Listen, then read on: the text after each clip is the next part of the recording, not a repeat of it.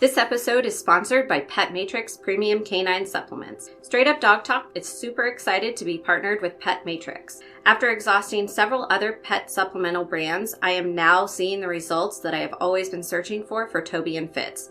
Pet Matrix supports all three pillars of canine wellness using their cell matrix delivery. It delivers nutrition directly into the cell. If you're looking for a supplement that pairs with nature and science, look no further and get your dog on Pet Matrix today. Welcome to Straight Up Dog Talk, a new kind of podcast where no topic is off limits. We're bringing in experts and owners to have the conversations we should be having as a dog community. Each week, a new guest will share firsthand experiences, educational resources, or professional guidance to help you learn and grow along with your dog.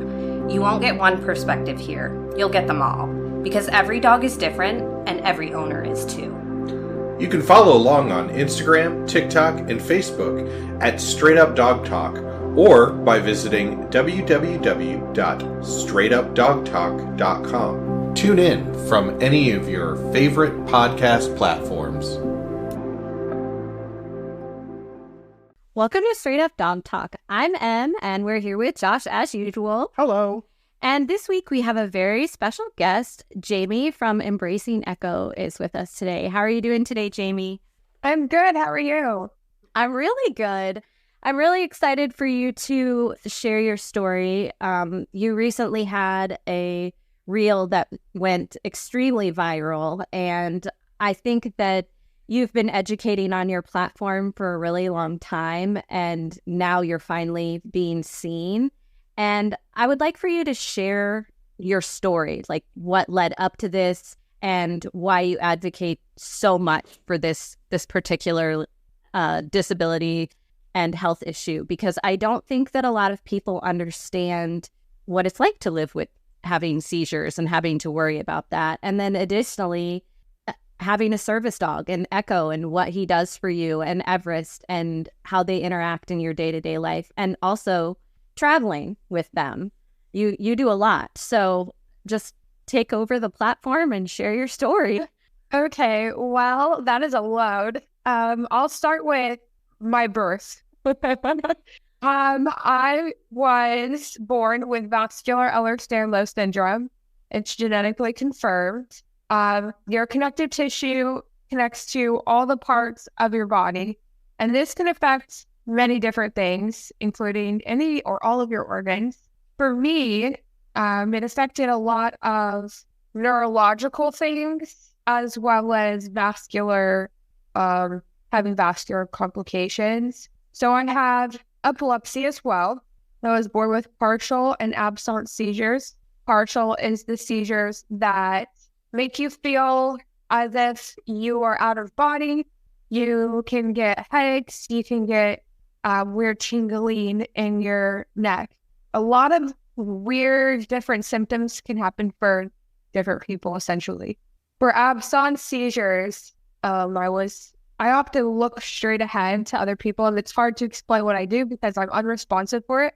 I have no idea what's happening during these moments, and it only lasts like maybe a minute. And so I didn't really know to advocate so much for it growing up, because I didn't have anyone to advocate for the diagnosis itself.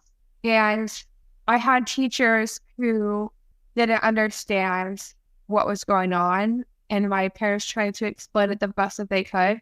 But I was often bullied for having that diagnosis in itself. And that was all because I didn't have an actual diagnosis at the time. But I did go when I was 1 to the doctor for these issues. And so the doctor was like, well, it looks like it could be absent seizures, but we'll see how it goes. And they never gave me an official diagnosis, so I was never advocated for growing up, and that caused a lot of issues. I had an EEG after my car accident that confirmed all 3 different types of seizures, the third being the one that I had after my car accident in 2019, and I started having uncontrollable amounts of them. My mom was in Missouri. She was helping my Nana, who has since passed. She was having a lot of strokes and neurological issues as well, so she couldn't come at the time, and my friends actually drove me to a new hospital where they treated me as a new patient and did all the tests that I should have had a while ago. So I had quite a few issues. I had my heart issues vaguely diagnosed at a young age. So I had all of these complications. And going back to getting bullied by teachers, I had to often stand up in front of the class and apologize for not paying attention because they thought that these seizures that I had no idea were happening were just me not paying attention on purpose. And so that was really hard because I felt invalidated. So a big part of why I advocate for it is because I was never validated as a child growing up because nobody paid attention enough or advocated enough for that specific part of my disability. They advocated for the heart issues because my mom had a dad who he passed away from heart issues. And since then, since my genetic confirmation of that condition, vascular Ehlers-Danlos syndrome, my mom has since been diagnosed and my sister has also been diagnosed. So we now know that we have to look for aortic dissection and prolapses in organs, which my mom had, and all of these different types of emergencies that could happen from this diagnosis. We now know because of that confirmation diagnoses. So if somebody has seizures, I advocate for it so heavily because it's important to get it diagnosed and treated. 70% of the people who have epilepsy could have a positive outcome and not have seizures anymore if it was treated and diagnosed properly. And that comes from World of Health. So, yeah. Wow. I didn't know that if you had it treated early enough that it was something that could be cured. That's actually really interesting. Yeah, as long as they stay on their medication, they don't typically ever have seizures anymore. And if the medication works, 70% is a big number, especially because 1 in 10 people have seizures. That's also a big number. I mean, 1 in 10 people, that's a lot. I mean, I have a medical health issue as well, which is a Chiari malformation, and that's like 1 in every 250,000 people. So, yeah, 1 in 10 is a lot larger percentage of the population. And it's kind of scary knowing that there's that many people out there that could potentially have seizures. And like you said, there's just not as many people advocating for it. So that makes what you're doing even more important. Yeah, thank you. Thank you so much. So yeah, when I posted that video, I knew that I looked weird. And when I saw it, I thought, wow, this is what I look like. It's really awkward to watch yourself back and know that you didn't give consent to your body to do those things in that moment, and then see your body doing all these things that you had no idea that they were doing. And that's what you look like when it happens in public. So awkward and a little mind-blowing in all the weird ways to see it. But I knew that it might help people because I never see people post about epilepsy or like post their seizure. All I know looks weird.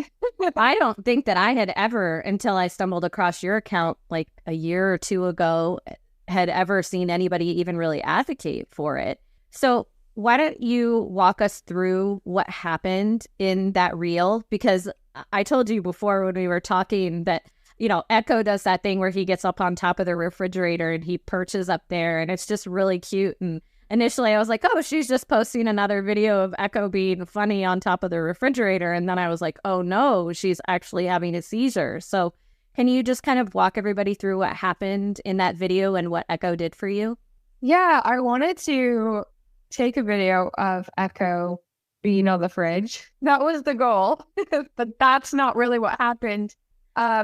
To an extent, it did. And I actually never taught him or had seen him jump from the fridge to the couch before until that moment. And I was having an aura, which essentially was only a couple seconds of me feeling very, very out of body and weird. And I knew something was happening, especially because in that moment, Echo started barking and I had little control over what my body was about to do or even doing in those couple of seconds. Echo barked because he was alerting. That's what he's taught to do. And usually that happens a lot sooner than what he gave, so that I can take rescue medication. And there's a couple of different kinds. Usually it's one that goes to the nose. However, if he gets it early enough, what was sitting close to him was the pill version of our rescue medication. And that's typically, I typically have enough time to take that and it works. It's Ativan. And sometimes at hospitals, that's what they'll give you too, to stop it. I try not to do the nasal one because it kind of burns. But if it stops in seizure, it stops in seizure. So when he jumped on top of me, because I have vascular Ehlers-Danlos syndrome, I chronic dislocations really easily. And if you're convulsing, your joints get pop out super easily as well. So he often sits on top of me during the convulsive seizures or even before, just in case, to make sure that those joints just don't dislocate. And that was something that he was taught. And that seizure, it wasn't fast. I mean, obviously in a reel, you're only allowed to show a certain amount of time. I think it's like up to 90 seconds. But yeah, that seizure lasted a lot longer than that. How long was the seizure? The seizure actually did last about that time. However, the after effects of a seizure are so long that the video lasted about 3 hours. And I've gotten that question a lot too. So the seizure itself shouldn't be more than 5 minutes, because if it is, you're heavily at risk for SUDEP, which is sudden and unexpected death in epilepsy. So it didn't last that long, but the after effects did affect me a lot. I usually, and from what I saw in the video, was very confused, uncoordinated. I looked not myself, almost in a vegetative state. Coming out of it. Somebody said that they gained all their senses back one at a time and they felt like they had woken up from passing away. And I think that's very relatable. Yeah, I can't even imagine what it would feel like. Like you said, you didn't give your body permission to do all of that, and you saw from the outside what it looks like to have happening to you. I'm sure that like being able to merge those two, the inside and the outside, is probably really a difficult thing to deal with. So right. I think it's really admirable that you're so willing to share it and advocate for it. So thank you for, helping us all understand it. Let's talk about Echo, because I know he's not your first service dog, but in a world where we don't have a lot of education on service dogs, you are a really great resource for this. So let's talk about, what are good ways to identify, what a service dog is, how a service dog should be trained, and just kind of the overall like expectations in a legitimate service dog should have. Well, the biggest one is that they should be under control. No barking unless they're taught to bark in that specific instance, maybe the seizure, for example. But they should be under control, not peeking, not sniffing, not pulling, lunging, really just at your side, ready to task if needed. And they should be able to task for a disability. That's a big part too.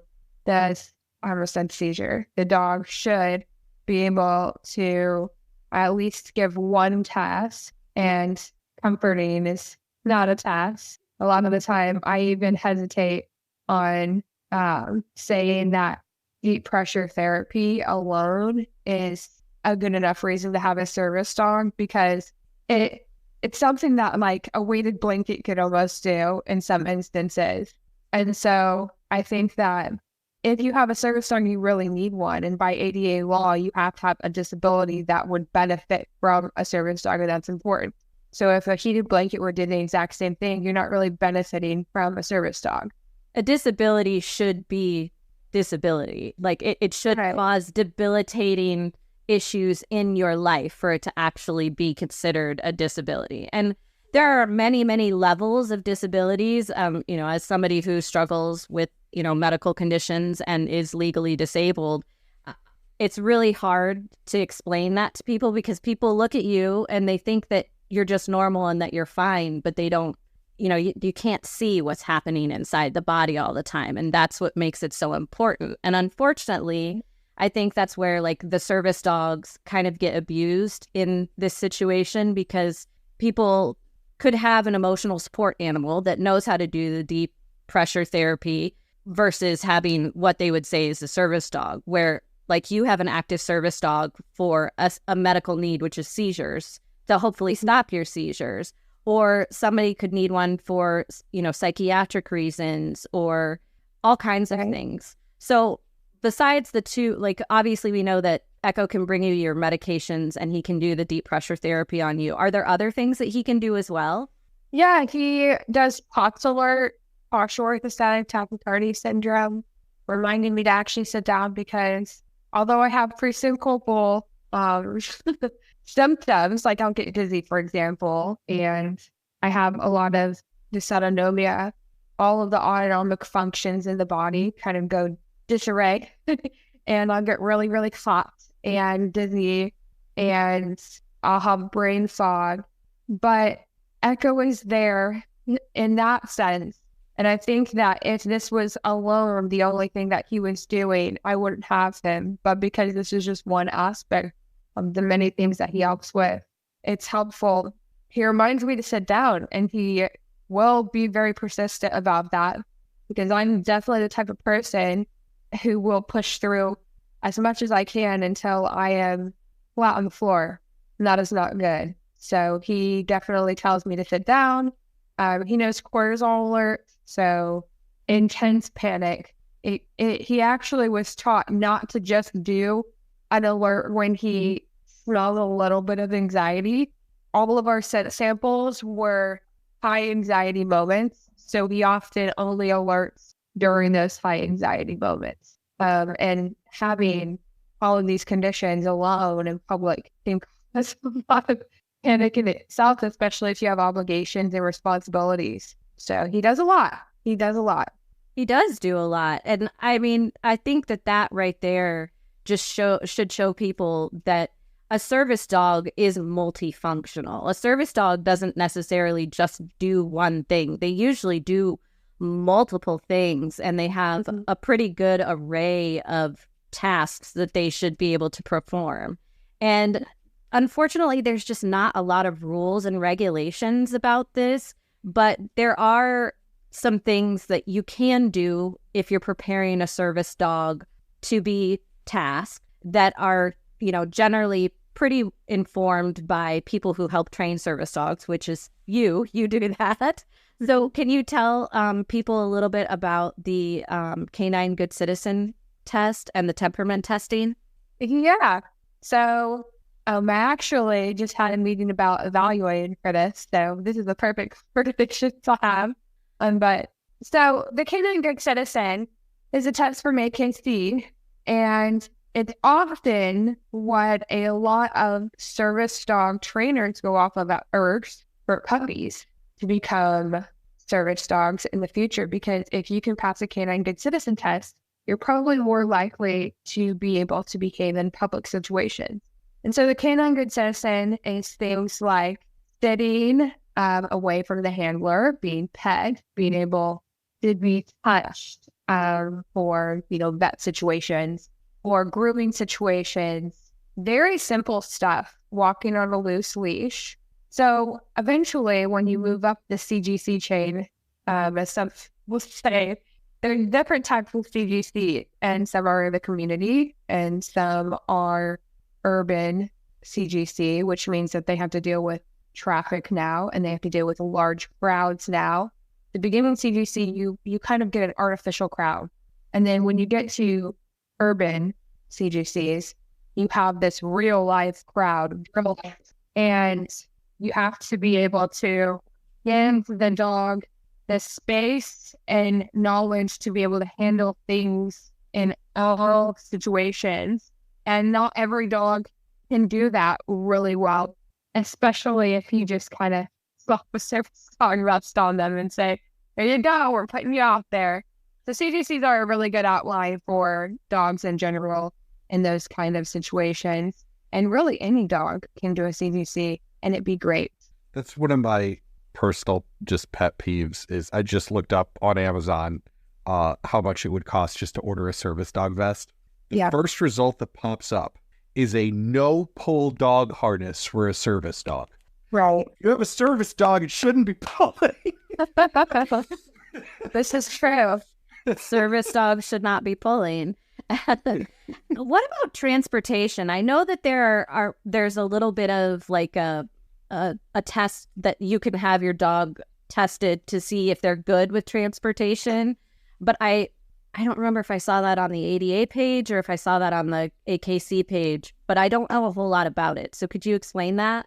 Yeah, so CGCs actually have an outline, and I believe it's a community, but I could be wrong. I need to go look at my pamphlet again. But they do have a test where you have to use some type of transportation. They also have a stair or elevator portion of the test. So these are all really helpful things, or a good outline before you just drag your puppy or dog somewhere that they're not ready for sure. 100%. What do you think the most important thing to identify in a service dog is? Like if you're training a dog and it gets through, the CGC program successfully, but then after that, like what is the thing that makes you know that the dog is going to be okay, or you use the term washed when we were speaking before. So can you explain the difference between like where that pivot point is?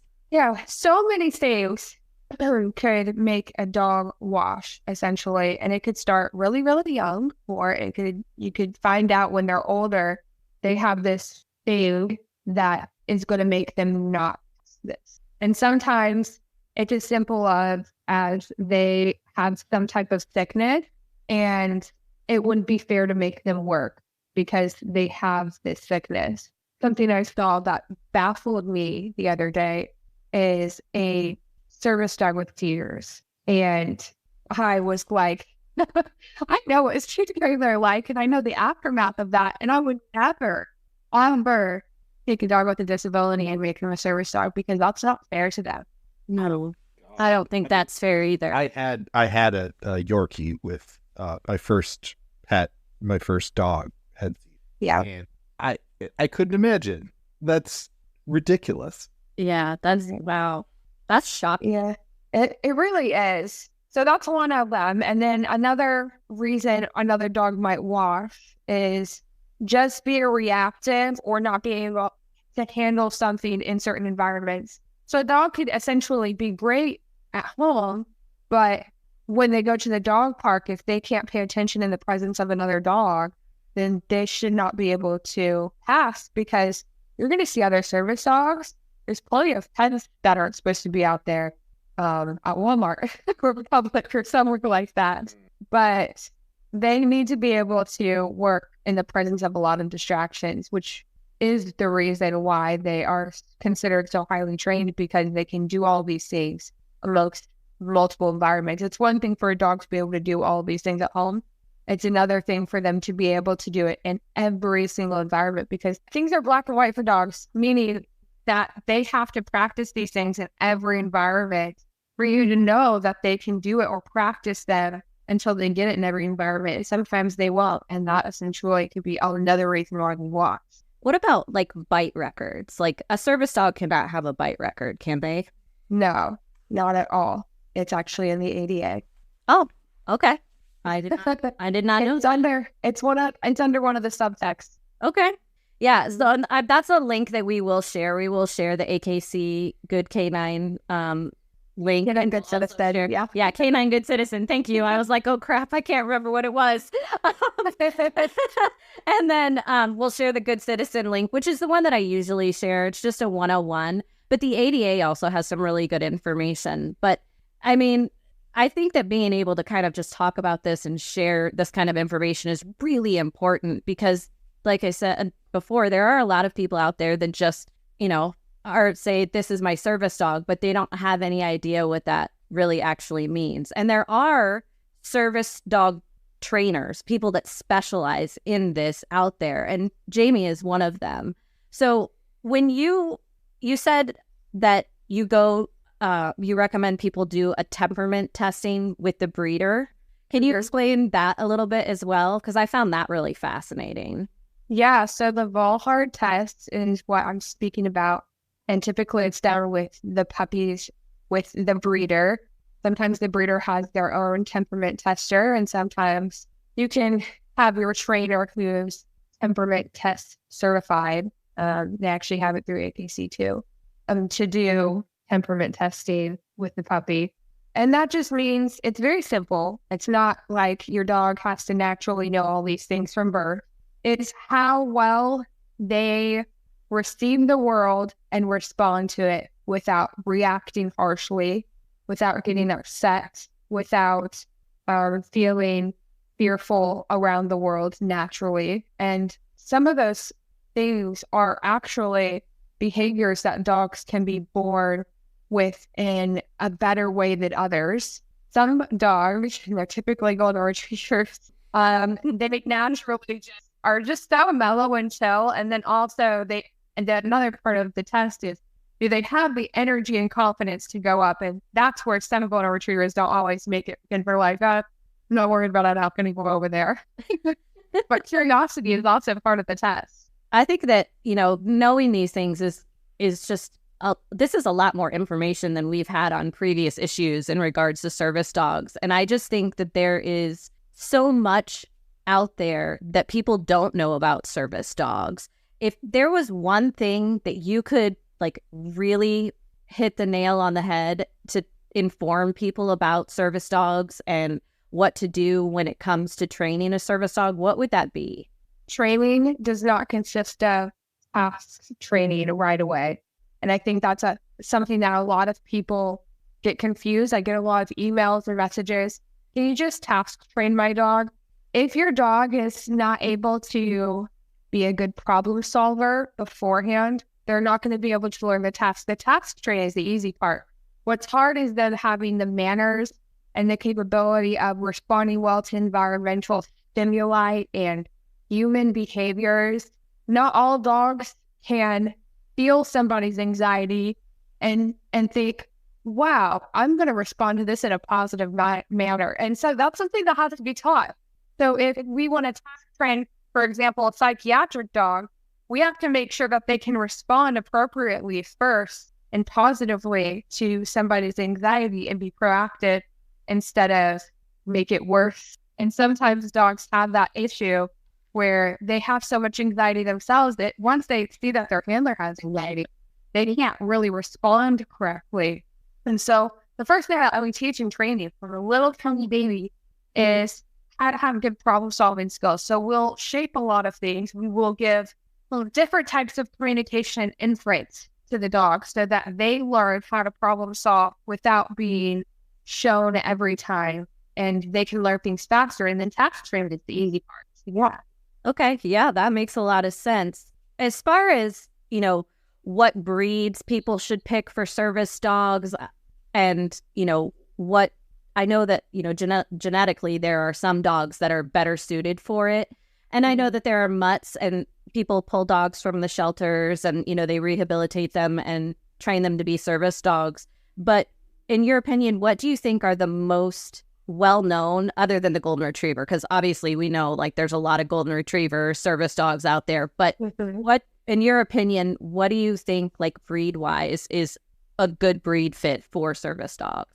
The one I actually see more than golden retrievers are labs. And from a very young age, I was raised into training labs. My extended family trained them for service work and therapy dog work. So I was around labs a lot, and they are awesome dogs. However, I think that golden retrievers and labs have a very specific personality. They're also not exactly the same.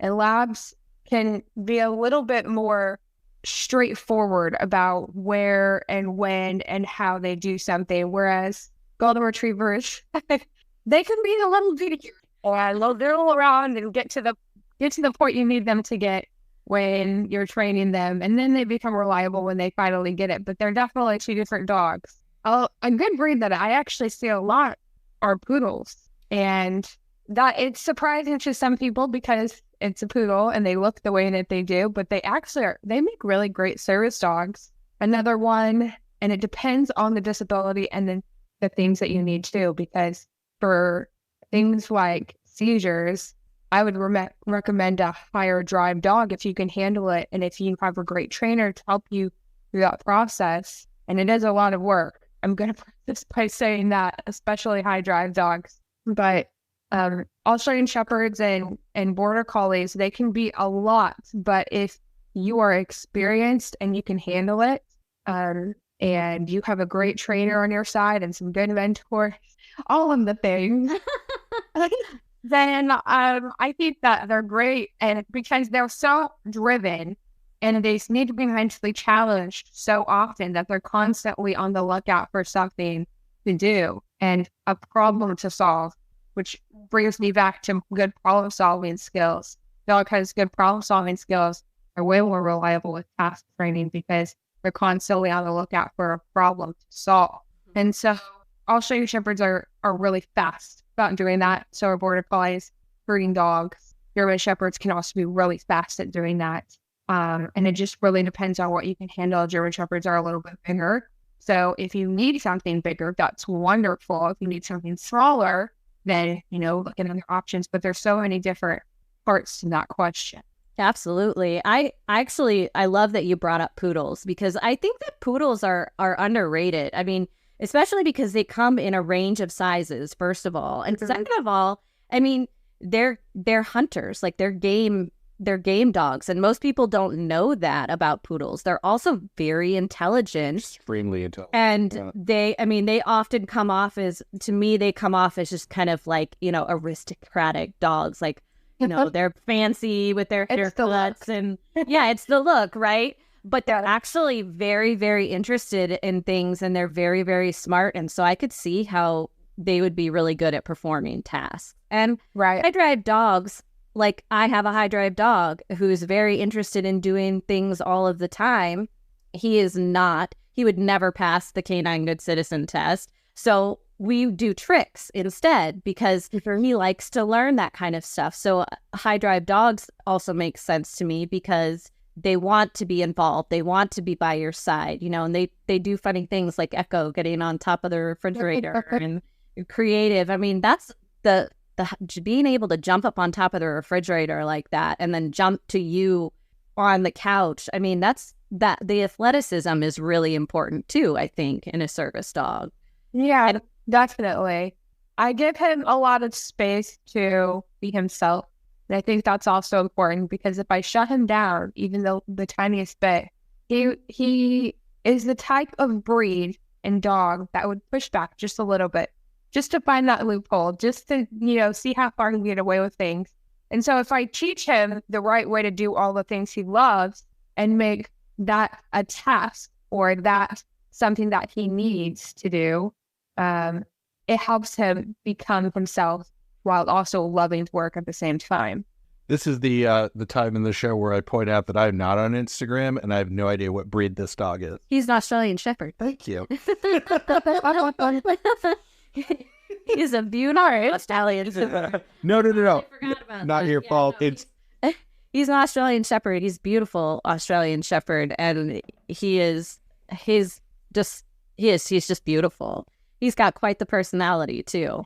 Yeah, because I've heard that's a much different visual knowing it's an Australian Shepherd that I was having. I was thinking like 10 to 12 pound dog getting on top of the fridge. No. This is an Australian Shepherd. Yeah, this is, probably, 60 pounds? 65 pounds, yeah, about 60, maybe 62. Okay. And what you just said there, too, I think is really important about the dog having fun. Because it can't be like work. A service dog is a service dog, and it is trained to do services for its handler. But the service dog should enjoy its job. Like, it shouldn't just be there, not liking what it's doing. And you obviously make it very fun for him. I mean, I don't know how many people I've ever seen allow their dog on top of the refrigerator, but I just love it. So I think that's really good that you incorporate, you make sure that he has joy and that he has time to relax. Another thing, if you guys are not following Jamie on Instagram, you should be, because Echo and her daughter have a very special relationship too. And they climb into cupboards and little crevices, areas on their dining room table and take naps together in these tiny little spaces.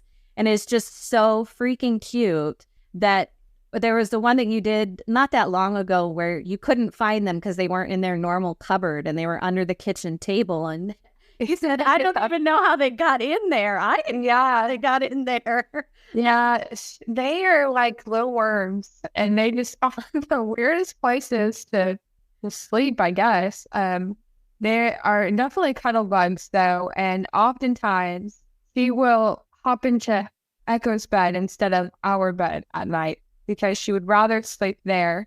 And we have to be like, okay, no, we're not going to do that tonight. We're going to sleep in the actual bed for humans. And she would much rather sleep with him because she knows that he's there. I think she just has that special bond with him right now. And he's just eating it up because that's just him. At least. I think that it is like amazing that you incorporate him into so much of the rest of your life too, right? Because obviously he needs to be there for your health reasons, but you let him have his relationship with your daughter and you let him be involved in the activities that you do. When you went out in the boat the other day and you did the reel of him not helping you row the boat, like just really cute things like that just show how much you appreciate him and how much you love him. What is your favorite thing to do with Echo when he's not working? Oh my goodness. Well, my actual answer is actually a bit embarrassing because it's not really doing anything. It's just laying with him. I really enjoy training him because he's such a unique dog and a smart dog that he surprises me every single time we train. And it's usually in ways that I was not expecting. He will, for example, and this shouldn't be as impressive, but it was impressive to me because I was like, how did you think to even, do that?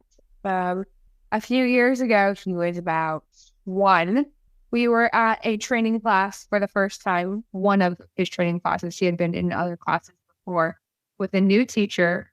And we were doing exercises. And he was still very young. He was still in his velociraptor phase of puppyhood. And he was really excited to do these exercises. And after he finished, he would look at me with intent.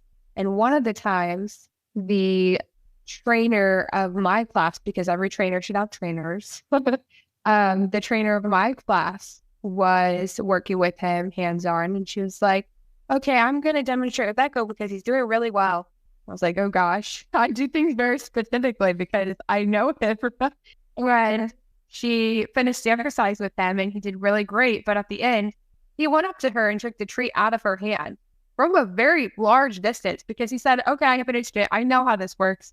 I'm going to take it. And I was like, how did you even think to take it? I was more impressed than I was upset with him because I was just so surprised that the dog would even think, oh my goodness, after this, I know I get a treat and I remembered this pattern and I'm going to take the treat because she's taking too long to give it to me. And usually it's about 3 to 4 seconds, not 10 to 12 while she's. And so little things like that, he always surprises me. It's not always in a negative way, like in that situation might have been seen as more negative, but it's usually in a very surprising way that I wasn't expecting. And I love that about Australian Shepherds and Bernese breeds, that they can really outsmart you. And I like being outsmarted because it teaches me something about dogs. I love that. And I love that you love learning. And I love that you are so open about helping others. And you and I have talked previously, and I hope that you don't mind me sharing this on the podcast, but Jamie did agree to mentor me. And so I'm going to be working with Jamie and learning more about service dogs and how to train them and just training in general, because having really strong mentors is really important to me. And obviously, you know that I work with Jerry and Madison. Josh knows that. And we've talked about it too, but Jamie is also, I think, a really stellar example, and she's on a totally different end of the spectrum. And I am really, really excited to work with you and learn from you. Because I think it's, like you said, it's so important to be surprised and to learn something from being surprised. And so I can't wait to see what you teach me and where we go from here. Oh, thank you so much. I really learn more from teaching because of the questions that I get. I'm like, oh, that's a unique question. So if you have anything to say, feel free to pop it out. I know that's not part of the podcast or anything. No, I mean, I think that that's great. And I think that that's a great invitation for the listeners too, because Jamie is incredible about checking her DMs. I don't know how you do it. You are so responsive. When you agreed to be on the podcast, I was like, holy cow, I can't believe she even responded to me because I'm just this little dinky account. And, you know, you probably had over 100K followers at that point, and now you have close to 500,000. And I just love to see you thriving because you're doing such positive things for this community. And we really need people who are coming in with that education tool to help each other, because thank you. It's not the same for everybody, you know, and we have to be able to look at situations and people and dogs with an open mind. And I really think that you do that. And I just really appreciate it. Oh, thank you. I would cry, but I don't want to on a podcast. Well, is there anything that you would like to say, just kind of in summation, that you think is really important for the listeners to know before we wrap up tonight? Always be open to learning something new. And the more you know, the more you realize you know nothing. I think that's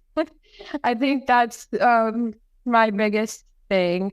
I learn more and more every single time I go to the club, every time I go to a meeting, an event, a speaking event, or something similar at dog club or at a conference. And the more I hear people talk, the more I'm like, wow, I know absolutely nothing, and I probably will for the rest of my life. So yeah, be open to learning new things, no matter how much you learn and, you know, get all your certifications. It's important to keep learning. That you're helping a client, you're helping a dog in training, you're helping yourself if you have a service dog.